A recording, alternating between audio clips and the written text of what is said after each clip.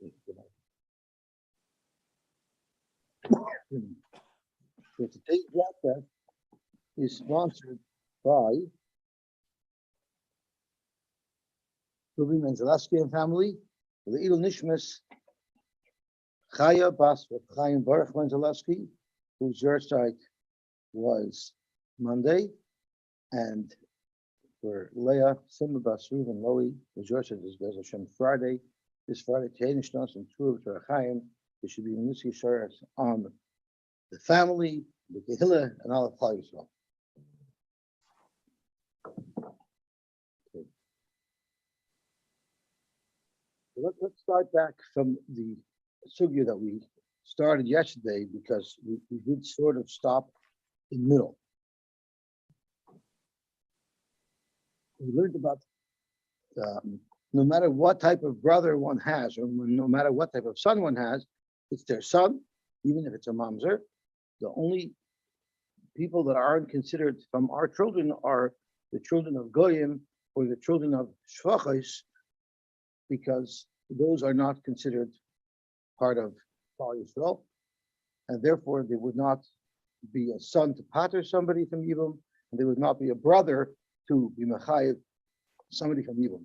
I forgot to mention a very interesting, thought-provoking Maratz Chiyas. We discussed whether or not it's better to do Yibum or better to do Chalitza, and it seems like the main mitzvah is Yibum, and we had a Shita who holds that since people don't do it with the right Kavanah, that's why it's the Chalitza. But the Maratz Chiyas says, since nowadays,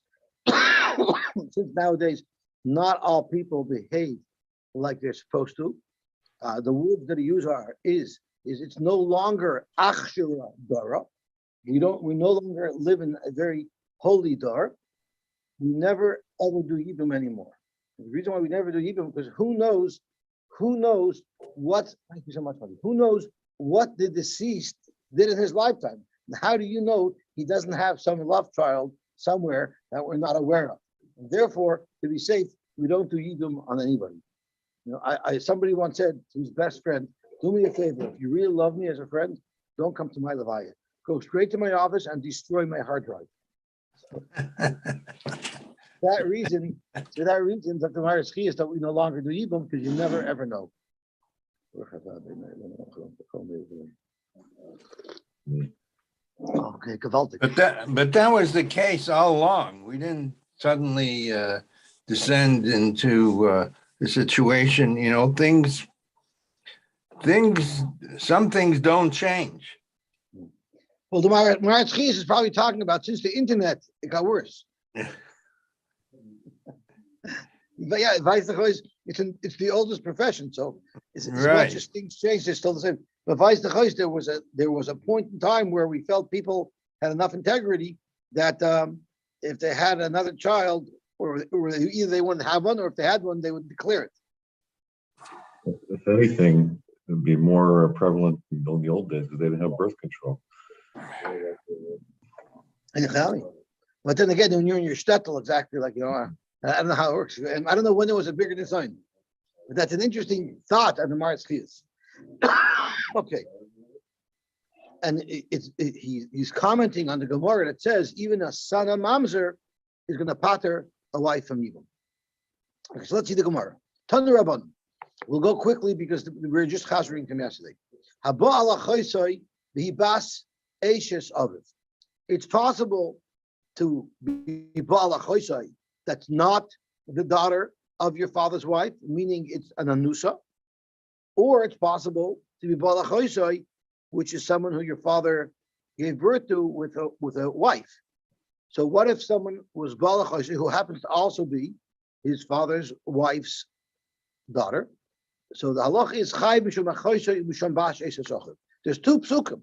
One that discusses just a choisoi, one that discusses his sister, because the father was married to the woman who mothered his sister. There's two psukim, and therefore there's two chiyuvim. So therefore, if someone did this b'shogig, there would be two chiyuvei chatois. But Rabbi Yosy ben Yehuda Omer, einei chayiv ela mishum achoisoi b'lvad. There's only one isser there. It's not two yisurim. There's two psukim. So we're going to have to see how Rabbi Yosy ben Yehuda explains that there's two psukim and there's only one Isser. But v'loy mipnei bas eishes ovav. There's no separate chiyuv al bas eishes ovav. It's one Isser of a chaysa. My tamar the Rabban. What is this for the Rabban who hold this two Yisurim? And it's pretty simple because there's two psukim. Amri michli ksiv erbas achayischa bas avicha bas imecha. That's clearly merely there's no marriage involved. The daughter was born. This woman was born through a non-marriage type of get together. Okay, and then it says another pasuk erbas bas eishes avicha. Now you have a girl who was born from a married couple. Why do we have this pasuk that discusses the same type of relation, a sister, but it mentions here that she came from a union where there's a marriage? There must be two separate isurim. One is a sister, which is even not through a married union. But there's an extra ister if the sister came through a married union. Rabbi Yosy says Omar Kra. The pasuk says Achayis Chahi. The pasuk that says Ervas Bas Eishes Avicha Meiladis Avicha also says Achayis Chahi. So the Torah is saying, you know why there's an ister to live with Bas Eishes Avicha for the same reason as it's usher to live with any other sister because Achayis Chahi.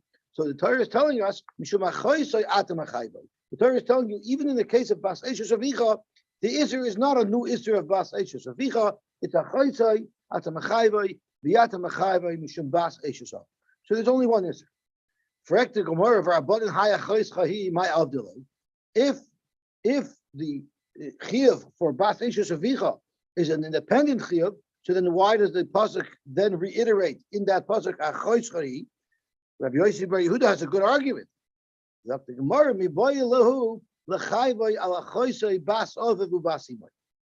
it's very strange over here because we have a pasuk that talks about sisters for your father, sisters for your mother.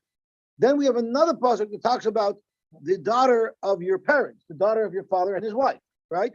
And in that pasuk it sticks in the Chayis Chahi, and the Rabbanan are using it to teach us a halacha about a sister that's not from a marriage.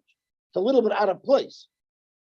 The way the Rabbanan wants to explain why a Chayis Chahi is in the pasuk of Bas Eishes Avicha is a little bit out of place, which the Gemara will address soon. But I'll call upon them. What do you learn from there? You learn from here.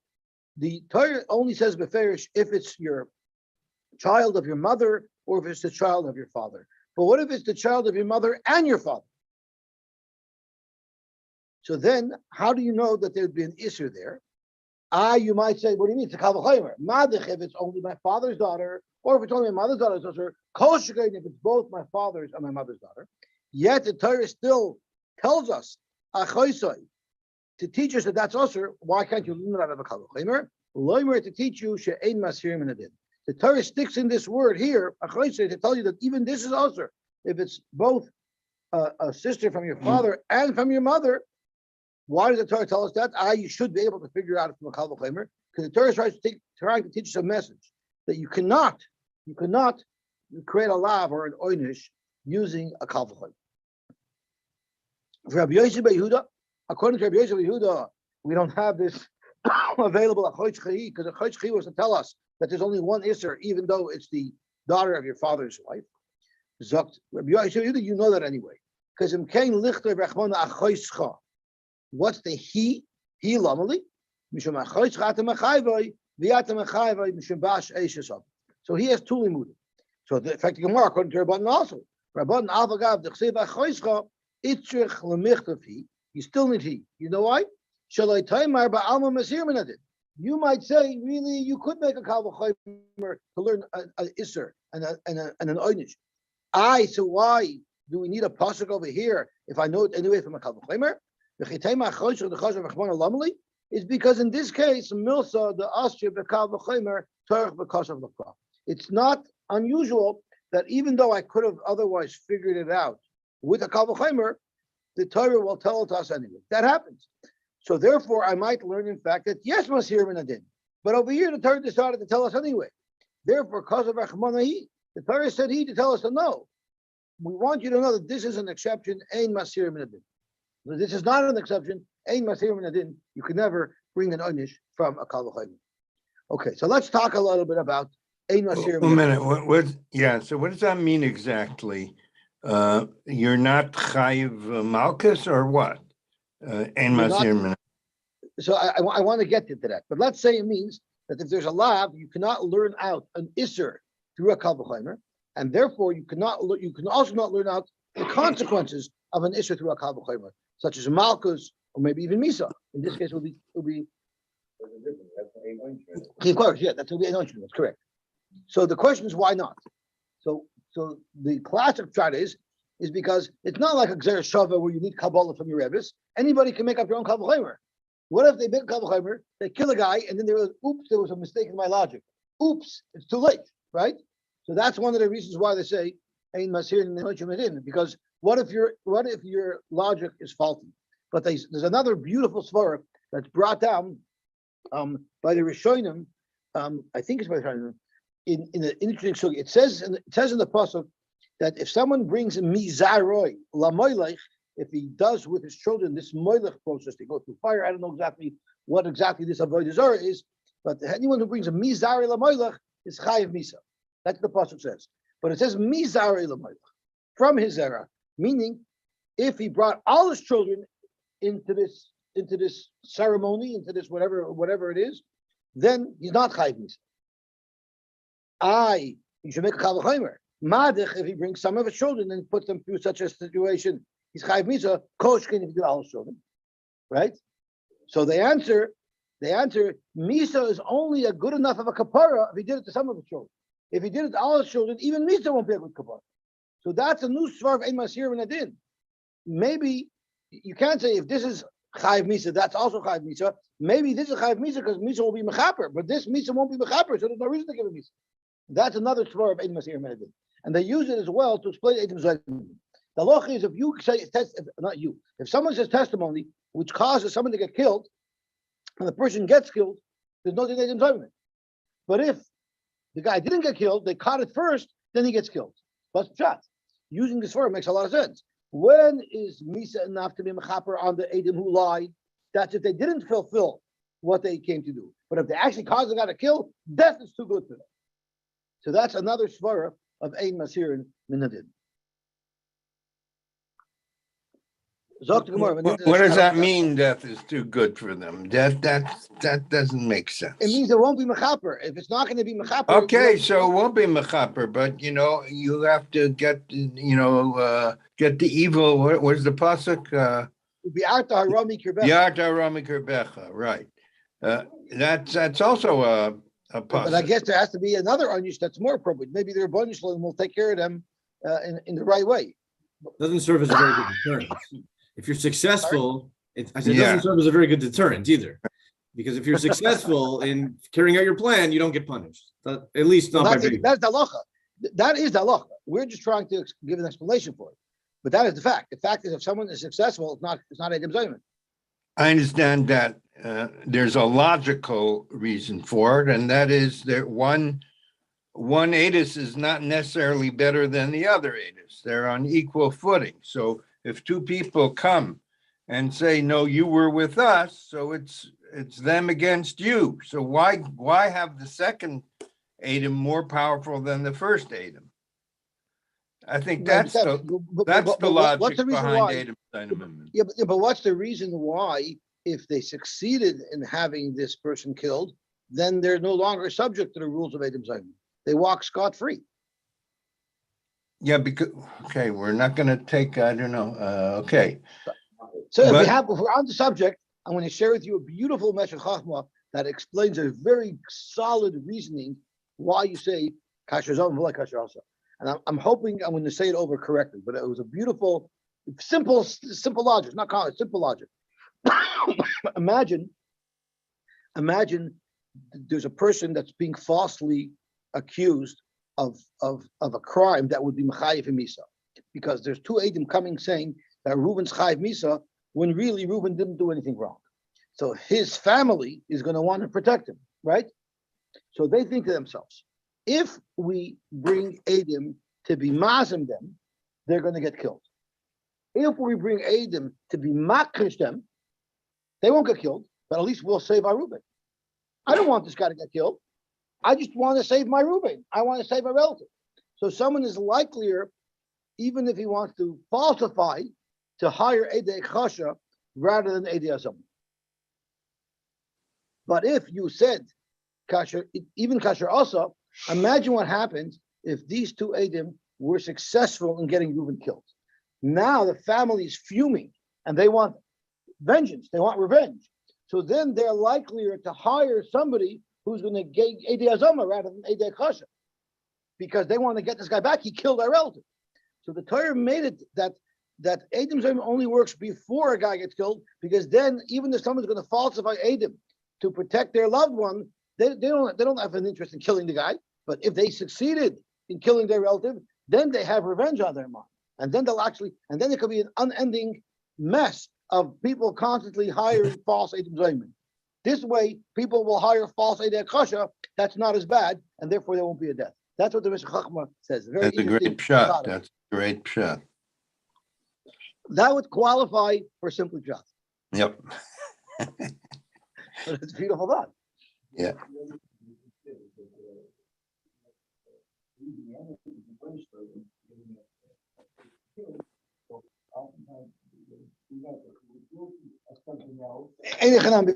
But that's not what his family's going to think. His family's going to be very angry. But I hear no one gets killed for nothing. Okay, so let's see the Gemara Vayter. So we're in this discussion of whether or not he tells you Amos here.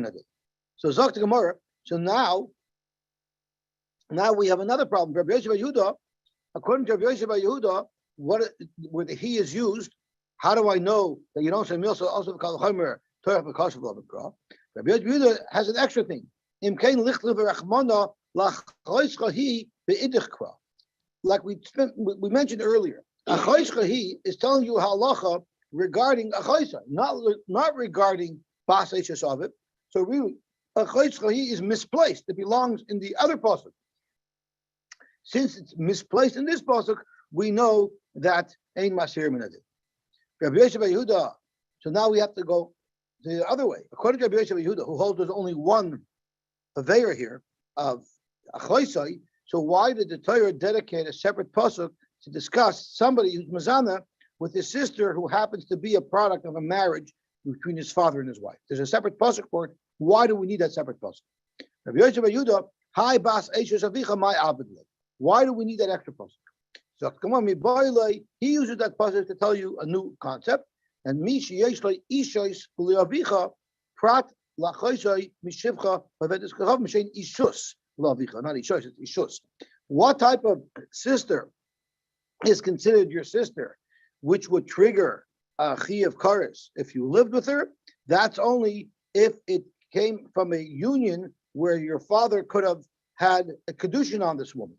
But if the mother of this sister was a shivcha or a nevedes kachavim, then there's no relationship whatsoever. There's no relation there, and therefore, if one had relations with a girl who was the product of a union between his father and a shivcha, or between his father and a goita, there would be no issue. So, if someone's father was mazana with a goita, and there was a child, a girl was born from that Isurdika union, if one is mazana with that shiksa, so to speak, there would be no Isra Achos.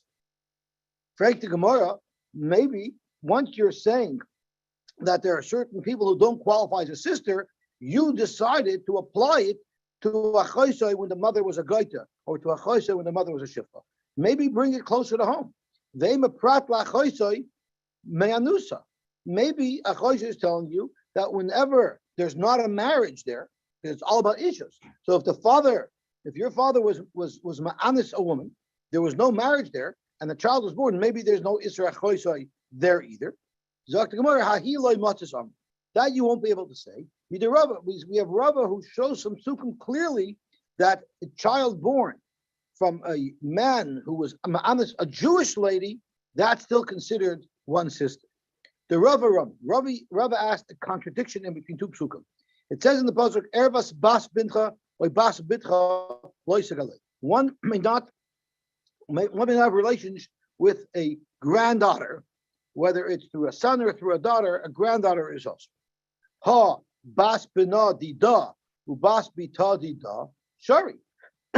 That would indicate that the grandchild of one's wife would be mutter for a man to be with. But then we have a separate pasuk that says, so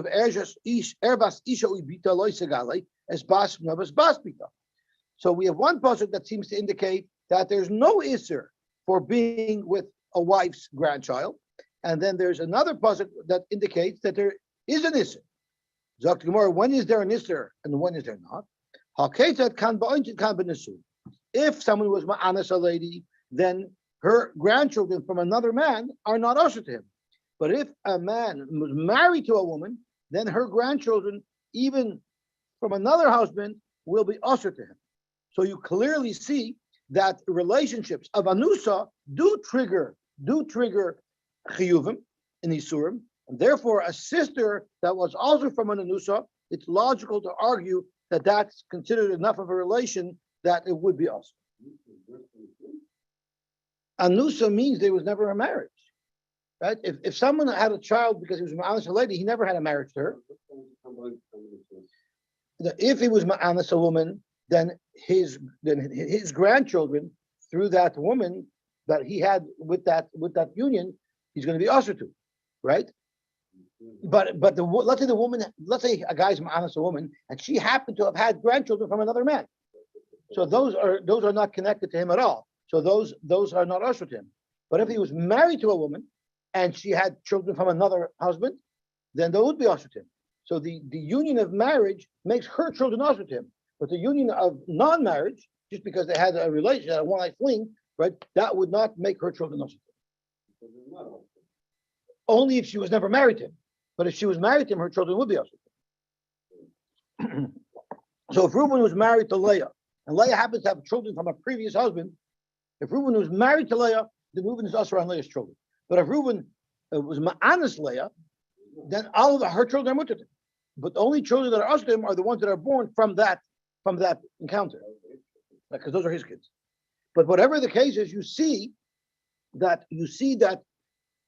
a relation from an anusa is considered a relation. You see that from an anusa it is considered his children. His children that he had because he was ma'anas a woman are usher to him. So if only when did the marriage. His children are usher to him. A person is ma'anas a woman, right? She becomes pregnant from that rape. Those children are usher to him. But if she became pregnant from some other man, that's not usher to him. So you see that if he rapes a woman and there was no marriage, those children are still considered his children. So if they're still considered his children, then they're also considered his other children's siblings, right?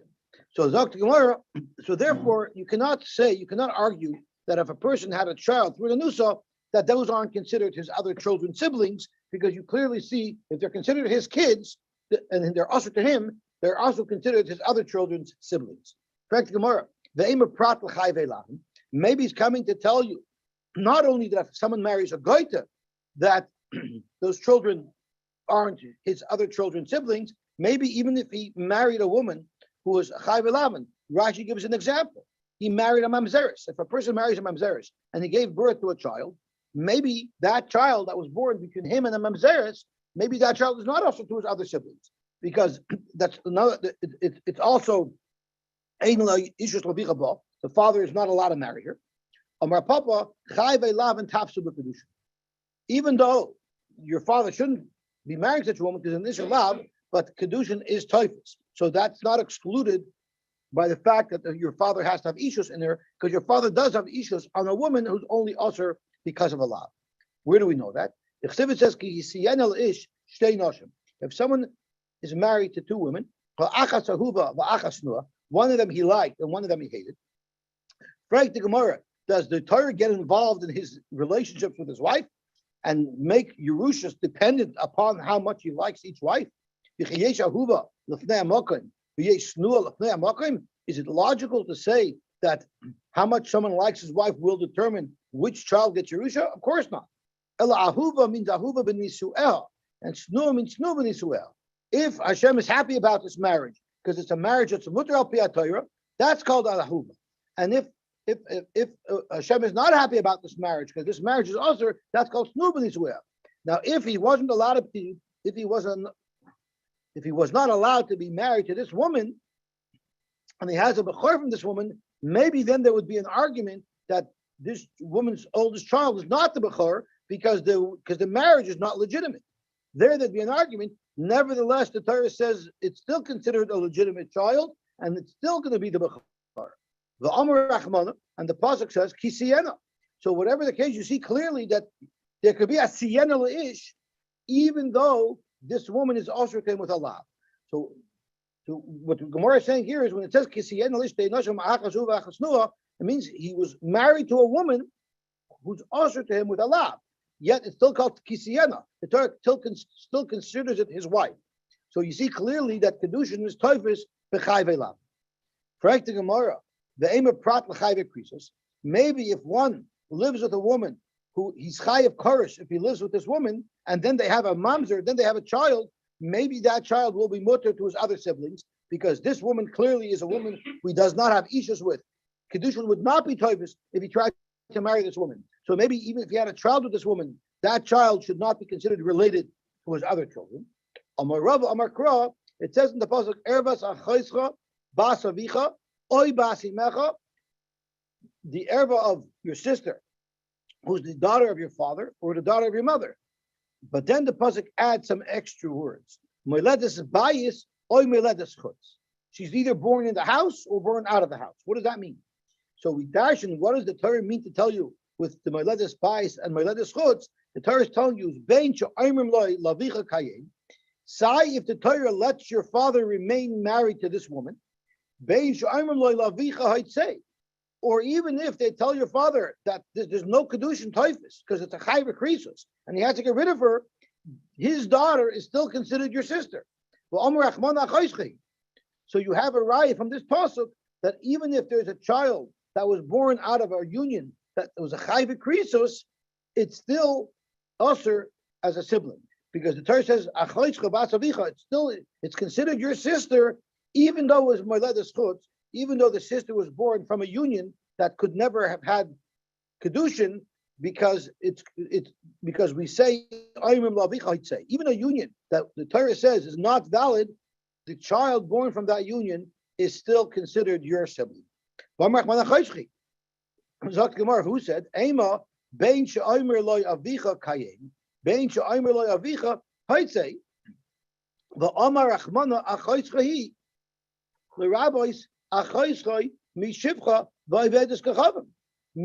it's not, this pasuk is not coming to tell you that a chayve krisos, a child born from a chayve krisos is your sister.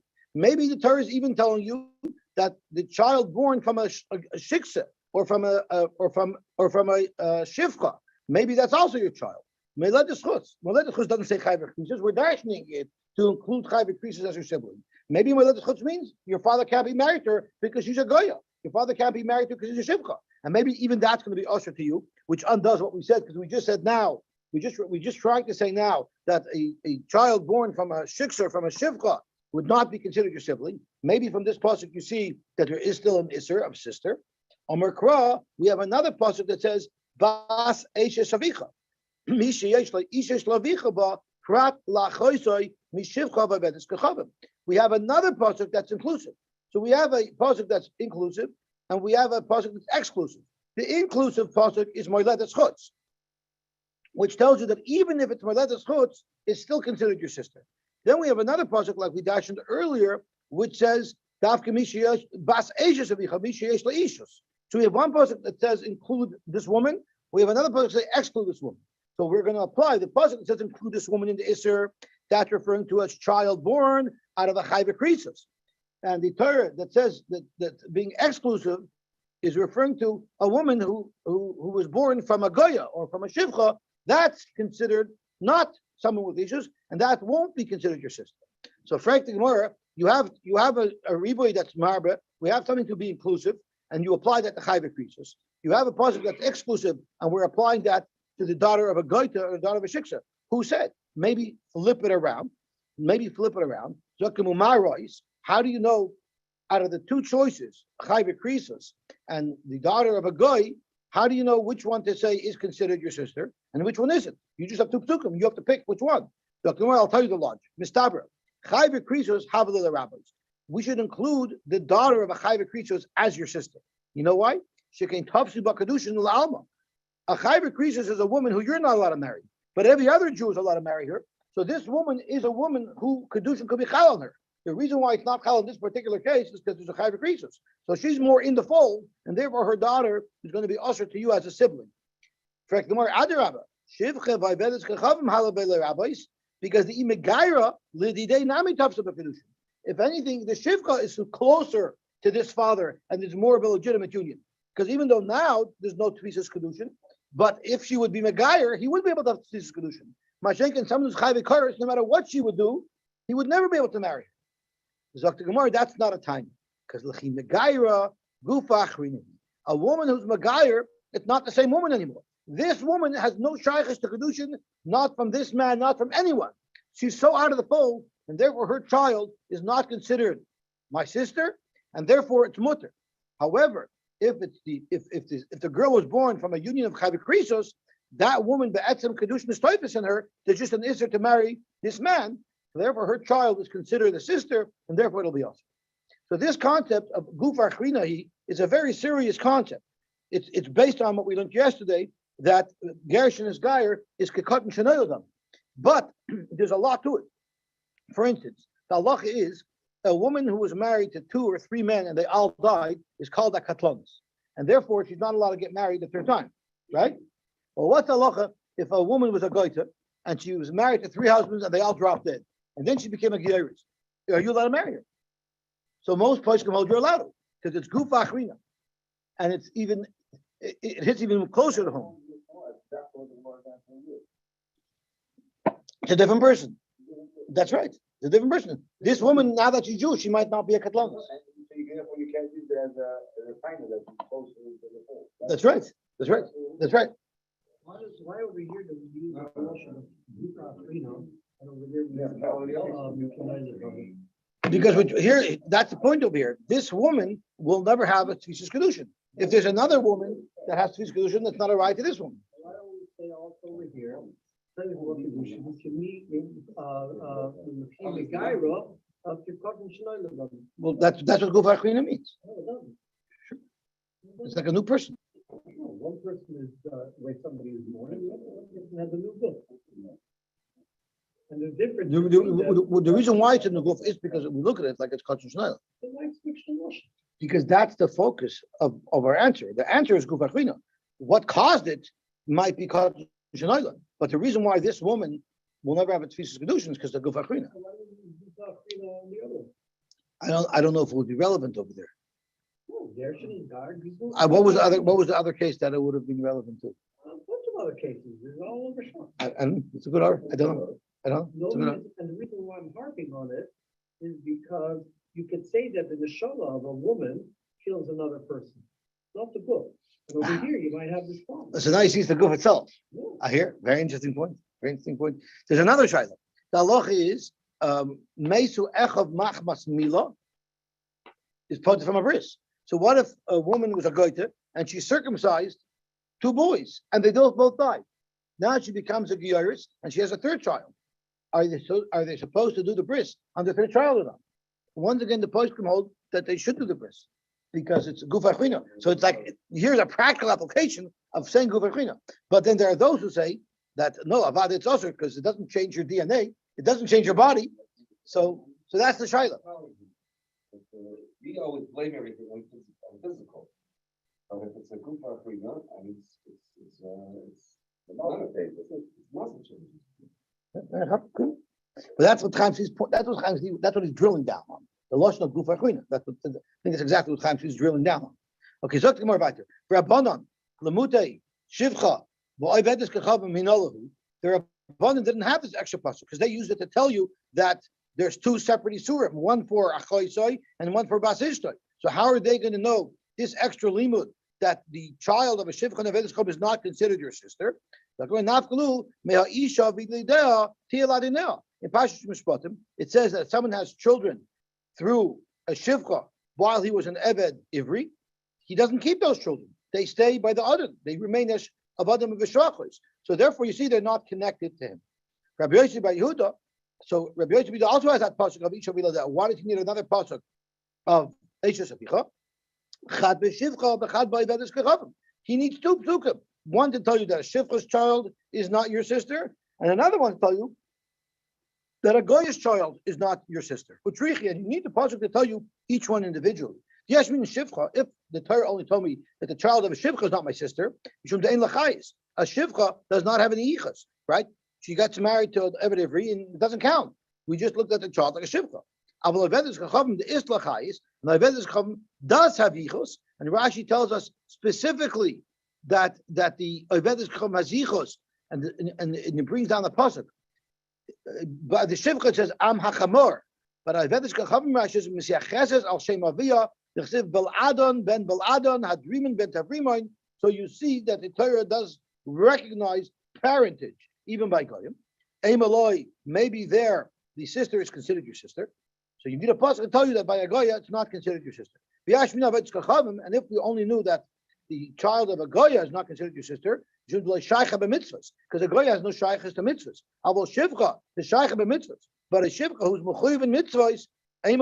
Maybe her daughter is considered your sibling. That's why you need both.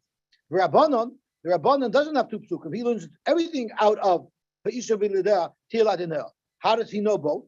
Rabbanon Ashkan Shivcha, we know Shivcha. How did the Rabbanon know that the child of a goita is not your sister? If you're going to learn of Shivcha, didn't we just say that you can't learn one from the other? So how are the Rabbanon going to know that an Evedes kechavim, her child is considered a foreigner? Amar Rabbi Yochanan ben Yochi, Amar Kra. It says a pasuk. We had this before. Don't allow your daughter to marry a goyish man. Ki yaser es bintcha me'acharai, because her husband is going to take the Jewish child that was born from your daughter, and he's going to train him not to be God-fearing. Ki yaser, this man, yaser is something that a man does. A woman does sasir. A man does yasir, and it's binchot. Your child is a Jewish child because it was born from a Jewish mother. Me'acharai, the male spouse of your daughter will turn away the Jewish grandchild that your daughter bore for you. Me'acharai, from me, from HaKadosh Baruch Hu. So we learn from there, bincha miYisrael is kari bincha. It's your child. It's a Jewish child if it was born from a Jewish mother. Ve'ein bincha haba min ha'evedes kechavim kari bincha. But if it was the Jewish man who married a Goyish woman, the Torah doesn't say that's a problem. Because she'll turn away the child. You know why? Because it's not your child. It's not a Jewish child, so there is no concern. Elabina, it would be her child. It would be a non-Jewish child. So from here you see that there's no yichus. That's not connected to you. A child that was born from a Goyish mother. So that's how the Rabbanan will know that a sister born from a Goy, there's no Isra Ervin. Amar Avina. Shemamina, what we see from here is that Ben Bitcha, the son of your daughter, that the daughter was impregnated by a goy, Kari Bincha, it's still called your son because the mother was Jewish. Zakta Gemara, Lema Kasava Ravina. Let's say that Ravina holds, if Ravina is saying that's called Bincha, maybe let's take it a step further and say that it's not Stam your son, but it's a kosher son. Maybe the blood is kosher. He seems to be saying that you follow the mother. So maybe he would hold that the blood is kosher. And we know there's a machloikis. If the blood of such a union, a goyish father and a Jewish mother, is a shayla, that's a mamzer. Zok to Gemara, need a mamzer loyhava, even though we're not going to claim that this child is a mamzer, kosher nami loyhava. You still wouldn't say that it's a child that's completely kosher. Yisrael pasul mikri, it's still considered as a psul yichus. For the Gemara, what raya do you have from here that a non-Jewish mother nets a non-Jewish child from the pasuk of Kiyasir?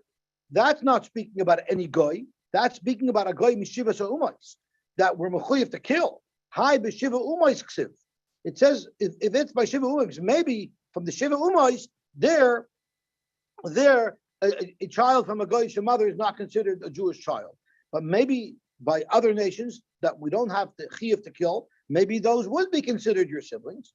So to Gemara, Ksiv, the Torah says right over there, Ki Yosir. The reason why the child is yours when it's from a Jewish woman is Ki Yosir, because they're going to turn away. So the subject matter is a nation that will turn your child away. L'Rabbish Kol HaMasirim. So it's not only Shiva Amamin, any nation where they're going to turn your children away from Yiddishkeit, which would include all goyim, have these rules that a Jewish mother nets a Jewish child and a non-Jewish mother does not net a Jewish child. Zok the Gemara, Hanicha l'Rab Shimon the Darish time of the Kra. Now the question is, when it says the words in the pasuk Ki Yosser es bincha me'acharai, is that extra or is it not extra? In other words, the Torah tells us that why shouldn't a Jewish mother marry a Goyish man? Because he's going to turn the children away. Do I need the Torah to tell me that reason? Or could I make my own reason? If I have a right to explain it on my own, then the Torah doesn't need to tell me a reason. So if the Torah is telling me a reason, which is redundant, I could build out of it. I could learn from there this new halacha that I wanted to learn, and that is a child of a goyte is not Jewish. But if I need the Torah to tell me this reason, because I'm not allowed to make up reasons on my own, then this pasuk is not extra, and therefore I don't have this extra piece of information. So according to Reb Shimon, that allows us to darshan the reasoning of a pasuk. According to Reb Shimon, then Kiyasser is extra because I would have figured that out anyway. And therefore, you have a special limud to tell you that the child of a goya is not considered your sibling.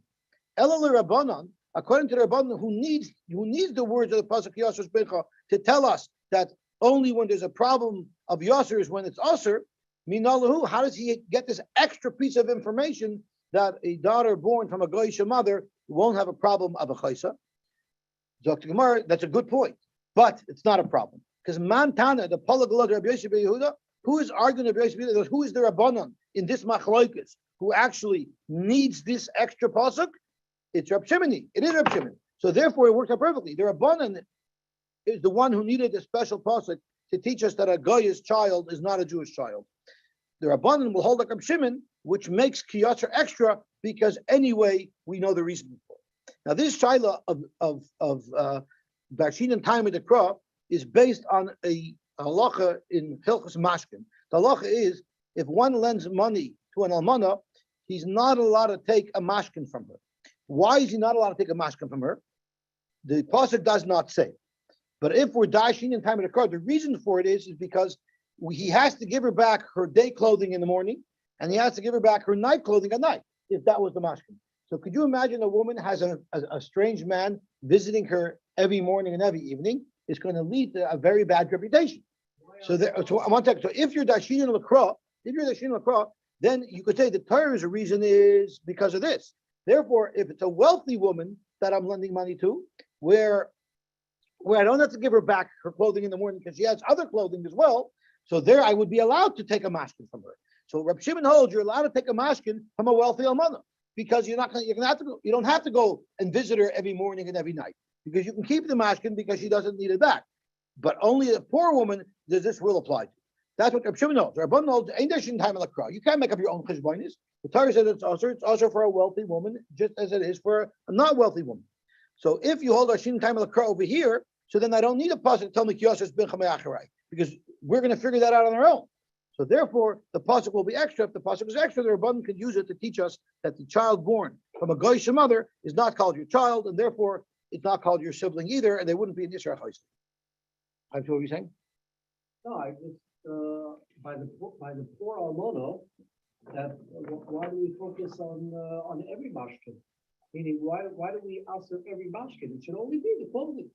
I guess the Torah always talks about when it comes to mashkin, the morning thing, and I think I mean she probably didn't have an iPhone or anything to use a mashkin. But that's a good shaila. It's a good shaila. It is a good shaila how that works. It's a good shaila that works, but I can't focus on it because I still have an element to learn on that 1 minute to learn it. You shouldn't even borrow the clothing of a wealthy woman. What are you doing with a wealthy woman's skirt? You're keeping it in your cabinet for safekeeping. Yeah, you're not using it. So Misha Kiddush. This is an easy Gemara. Let's see how much we can hop around in 5 minutes. Misha Kiddush Achas. So we're on Daf Chaf. Gimel on the base, the top. Misha Kiddush Achas Mishtei Achayis. You had a guy who's shtickle shlemazel. He was makadosh a woman, but he doesn't know if it's sister A or sister B who he was makadosh. Then Yudea Ezim and Kiddush. I don't know how exactly he found information on her, but whatever it is, he doesn't know who he married. He kicked, yeah. He married one of the two, and he doesn't know which one. So right, so he can't marry. He just looked at the bank account. So he can't marry. He can't live with either one because either one might be the wife of his sister, which is a chi of chorus. So what does he have to do? No, he shouldn't get lazu. The get lazu. He's got to give them both a get. Mess v'loyach. What if he dies? If he's a mess, it creates a bigger mess, right? If he dies and he only has one brother, so then the halacha is the brother has to make chalitza on both women. He can't make ibn on either woman because if he makes ibn on a woman, it might be a chois chalutzasoi or a chois kukasoi. They fight over it. Hoyeloi shnayim. If he had two brothers, so then echad chaylet, one brother could make chalitza on one of these women. The echad miyabim, and the other one could make ibn on the second one. Why? Think about it. The first one makes chalitza. The second wife, either she's his only wife because he really only had one wife. So the second wife is either his only wife and the yibum is legitimate, and if it wasn't his real wife, then there's no problem with her because it's not a chois chalutza. So he didn't make chalitza; his brother made chalitza, right? So yeah, he can marry her. Yeah, he'll have to make kedushin just in case she's a foreigner. That's right. So as long as the guy makes chalitza first. Kadmu b'kantu. What if illegally the two brothers married the two wives? Because what's the problem? One guy did yibum. One guy did yibum. That's fair and square. The other guy lived with a woman who was the sister of the woman who was hooked him. That's allowed, but it's over now because once his brother did yibum already, it's not a chois kukasei anymore. So sure, what he did originally was also, but we leave it the way it is. And Rashi tells us kadmu v'kantu means before kodim shenimlechu b'bezdin. But if they asked Bezdin and Bezdin said no, and he did it anyway, then you make him divorce his wife. However, those Rishonim will hold that even if Bezdin told him no and he didn't listen, he still doesn't have to divorce his wife because the logic is still the same. There's no problem here anymore. The issue was done, and continuing to live with her is not creating more issue. Okay, now we're just going to build a complication. That wasn't one person who was Makalish, one of two women. There's two men who married two sisters, but no one knows who married which sister. So the halacha is shnei gittin. Each of the two husbands have to give gittin to both of his women. Mesu, what if they both died? And either one of these two people had brothers. So the halacha is both brothers have to make chalitza on both because it's the same as if there was one, but now it's double trouble. Okay, very good. How about what if one of these guys had only one brother and the other one had two brothers? So then the one who's a single brother has to make chalitza on both. He can't make yuyum on either one. But Shnayim and the two brothers, one makes chalitza, just like in the first case. Kadnu v'kantu, again, ein meitzin miyadam. How about lozeh shnayim v'lozeh shnayim? Both of these two people who are in the suffix each had two brothers. So the halach is echev zozeh choylot lachas. So husband B, one of the brother A of suffix A does chalitza on woman A. V'achav zozeh choylot lachas choylot lachas, and then suffix B, brother A does chalitza on the other woman, and then echav zozeh miyabim chalutzas zozeh, v'echav zozeh miyabim chalutzas zozeh. And then each one does yibam on the chalutza of the other one, so there's no problem of a chalutzasa because the other guy did chalitza. Okay, very good. Kadmu shnayim v'chaltu. What if they both made chalitza? Lo yibmu hashnayim ela echad chayletz ve'echad miyab. Even if both sides did chalitza, they still cannot both do yibam. You could only do yibam. Each side could only do yibam on one of these women. Kadmu v'kantu ein mitzin miyad. And if they illegally made yibum, you don't force them to give up the wives because, like I said, the only problem would be a chayz chulutasa, that's gone. Zok Gemara, Shmami, no, you see from here that kedushin shein mesur no bia have a kedushin. What if you make a kedushin, but it could never lead to a bia? Here, he made a kedushin, but he didn't know who he was being mekadosh, so he would not have been able to be bia. You see from here, it's a good kedushin. That's why you don't have a raya. At the time of the marriage, he knew exactly who he was marrying. But he forgot later. So at the time of the kedushin, it was Masur Labiyah because he knew exactly who his wife was. I can prove to you from the Lashon HaMishnah that that's the case. The Katani, the Eino Yoideya, he does not know, but it was once known. Well, like Katani, the Eino Yodua, that it's not known at all. It is known because at one point it was determined. He just forgot Shmamino. My Kamash Malon. What is the chiddush that if you don't know who you married, you got to give them both a get? I mean, this is Pasha Zachen. So the Gemara Sefer, it's Trichalei. The whole chiddush of our Mishnah is the comment in the Sefer where it says, Meis Veloy Ach Echad. If he dies and he has one brother, Chalitz L'Shteyan, the brother has to make either chalitza to both. But Hoyloi Shnayim, if he had two brothers, Echad Chalitz V'Echad Miyavim, the first one does chalitza and the second one does hivum. And that is the whole chiddush. That's the whole chiddush of the Mishnah, is that when there's two brothers, dafka michlitz v'hadav yibum. First, one brother has to do chalitza, and only then can the second brother do yibum. Because if he did yibum first, aval yibum and reshi wouldn't be allowed to. The kapaga b'achos kukasai. Just in case he's making yibum on the wrong woman, it's being pageh b'achos kukasai. But if chalitza was done first by his brother on the other woman, then this woman is for sure fine to do yibum on, because either she is the Yevama, and that he's allowed to do yibum on her, and even if she's not, she's no longer the sister of the zakuka because chalitza was already done to her sister. Okay, Gabalti. Should we go? Should we push for it or should we stop here? Because we're really it's very. Let's go to one more two dots because it's very easy. Shnaim shekiddush te'achayos. Zok Gemara the same thing all over again. Shmamina kedushin shein mesurin l'biyah have a kedushin. Zok Gemara hakanami kishahokru l'b'sayf t'sarfu. They kanami the study ve'en yoidaya but like the study ve'en yidu shmamina. Fake Gemara makamash. What's the chiddush in this case? There's nothing extra here that we'll learn over what we learned in the first case. So tomorrow there's a little bit of an extra here. Sefer Strichale, Mesu, and Lozeh Echad, Lozeh Shnayim. One of these two people had only one brother, and the other one had two brothers. So Ayochad Choylitz L'Shteim, the Yochad has to make chalitza on both women. Shnayim and the two brothers, Echad Choylitz V'Echad Miyavim. Zok Gemara, why is that a chiddush? Pshita Hainu Reisha. Didn't we already say in the Reisha that first the chalitza has to occur and then the yibum? What new information is the Sefer sharing with us? Zok Gemara, Mal Detema Ligzer Trei Atuchat. Maybe the one brother can only do chalitza on both. He can't do yibum. So if there's two brothers and there's no one else, then one could do chalitza, one could do yibum. But if there's two sets over here and one set only has one brother and he's doing chalitza on both, and maybe then we shouldn't allow the two brothers for one to do yibum. Why? Because if we let one of the two brothers do yibum, the one brother from the other guy might say, "Hey, if they could do yibum, maybe I'll do yibum also." So you might be going to shrei atuchat, kamash malon that you can. And we also know that v'davka michlitz vad yibum. Of course, everybody has to do their chalitzas first, and only then could the last brother do yibum. In other words, even the second set of brothers, they cannot do their yibum before the other guy does his chalitza. Why? Because if the other guy didn't do his chalitza, it's possible that the woman that he's doing yibum on was married to the other guy, and she's still a Yevamos shuk. She didn't get her chalitza yet. So therefore, all of the chalitzas have to occur before anybody does the yibum. Okay, let's stop here.